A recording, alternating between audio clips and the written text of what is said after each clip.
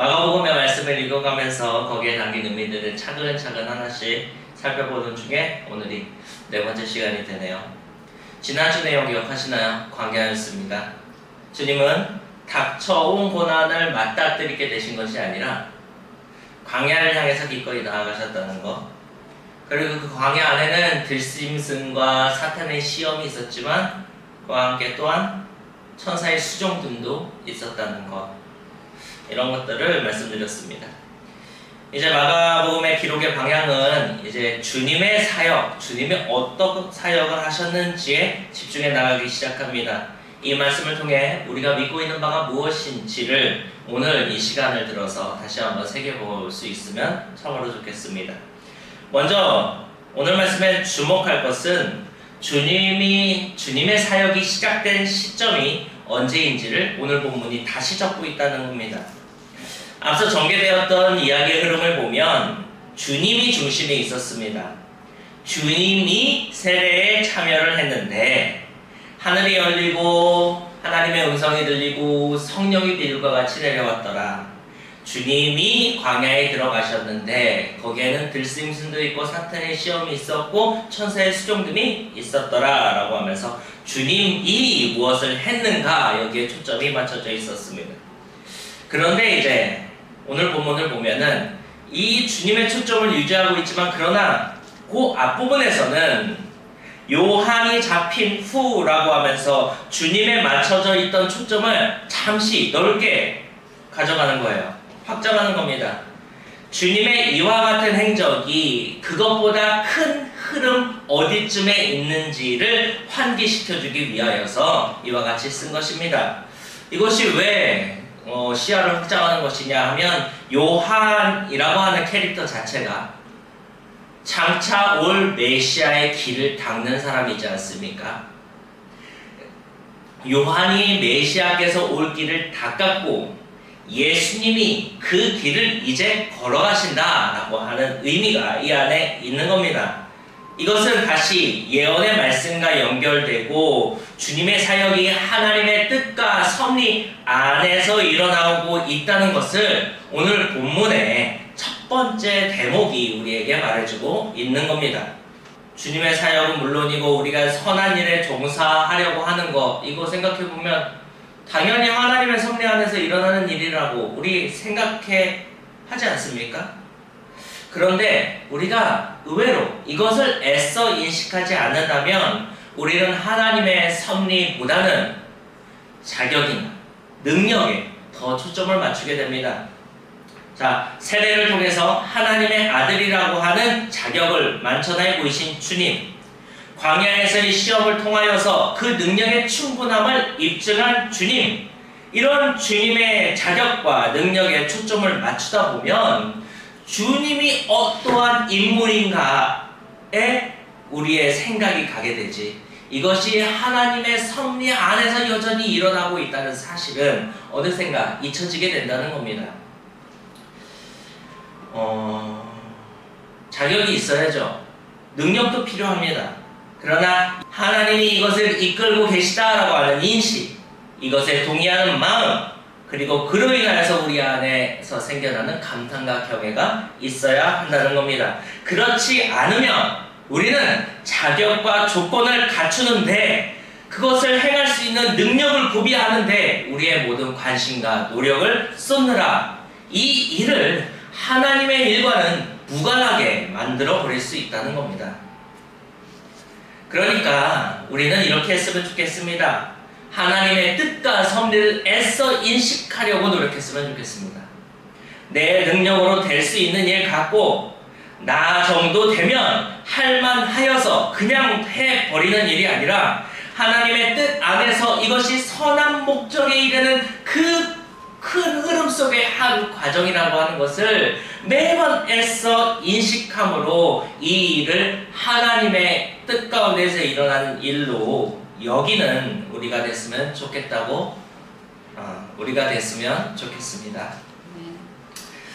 두 번째 오늘 말씀에서 주목할 대목은 주님이 말씀하신 복음의 내용 그 자체에 우리가 집중했으면 좋겠습니다. 잘 알고 있는 바이지만 그러나 다시 한번 오늘 이 마음에 새겨봅시다. 여러분 한번 생각해 보시기 바랍니다. 그러니까 마가복음을 작성한 기록한 그 마가복음의 저자의 입장에서 생각해 보는 거예요. 얼마나 쓰고 싶은 얘기, 하고 싶은 이야기가 많이 있겠습니까? 그러나 두서없이 이야기를 시작할 수는 없지 않습니까? 그러니까 모든 일화와 모든 이야기를 관통하면서도 그 이후의 이야기를 매끄럽게 풀어갈 수 있는 아주 의미 있는 첫 번째 문장을 기록해야 되는 위치에 있습니다. 그 모든 이야기에 앞서서 그 모든 사역을 관통하며 엮어내는 한 문장을 예수님의 입을 빌어서 마가가 이와 같이 기록하고 있습니다. 하나님의 나라가 가까이 왔으니 회개하고 복음을 믿으라. 하나님의 나라가 가까이 왔다고 하는 것이 어떤 의미입니까? 먼저는 말 그대로 구원과 심판의 때가 가까이 왔으니까, 그러니까 위기감을 느끼고 경각심을 가지고 그것을 기대해라 라고 하는 그런 교훈이 될 수 있습니다. 그러나 이것을 조금 더 묵상하고 깊이 들여다보면은 하나님의 나라가 가까이 왔다는 것은 우리가 세상으로부터 눈을 돌려서 하나님을 바라봐야 하는 삶을 살아야 한다는 것을 말합니다. 하나님의 때가 가까이 왔을 때 우리가 취해야 할 행동이 무엇이겠습니까? 내 영에 대하여서 가장 중요한 일을 쫓는 것이 가장 첫 번째 우선순위가 아니겠습니까? 이 하나님의 때에 관한 주님의 말씀을 깊이 받아들이고 현실감 있게 받아들여야 됩니다. 그래야 그 다음이 됩니다. 그래야 회개가 되고, 그래야 복음을 믿는 것, 즉 그리스도를 믿음으로 말미암아 구원을 받는 이것을 믿는 것이 온전하여집니다. 회개부터 생각합니다. 자신의 죄를 참으로 회개해야 하겠죠. 알고 너무나도 잘 알고 있습니다. 그러나 우리가 알고 있는 바대로 행하고 있지 못합니다. 죄에 대하여서 우리 자신도 모르게 갖고 있는 패배감이 있습니다.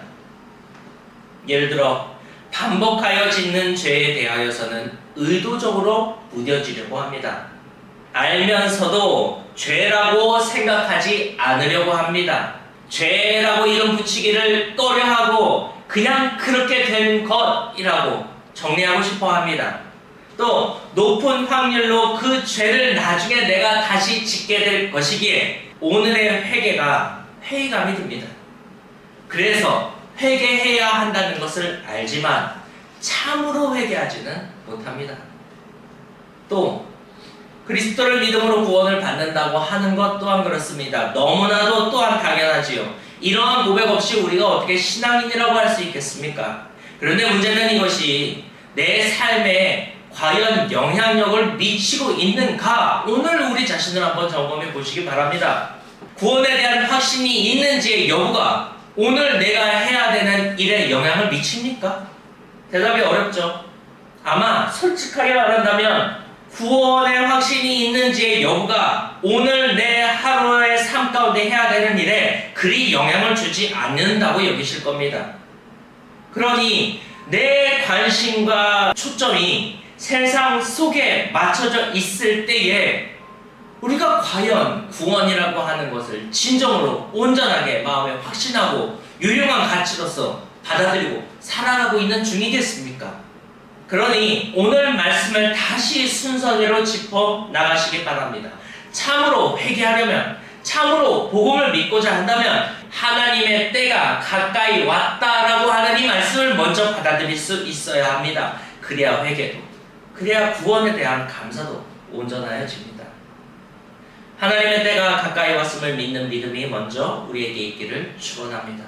인간적인 노력으로는 세상의 것을 쫓지 않는 것을 선택하는 것, 인간적인 노력으로서는 세상에서 일어나고 내가 하고 있는 모든 일들을 하나님과 연관지어서 생각하려고 노력하는 것, 이것이 우리가 해야 될 노력이지만 그와 함께 믿어지는 믿음을 소망하시기를 바랍니다.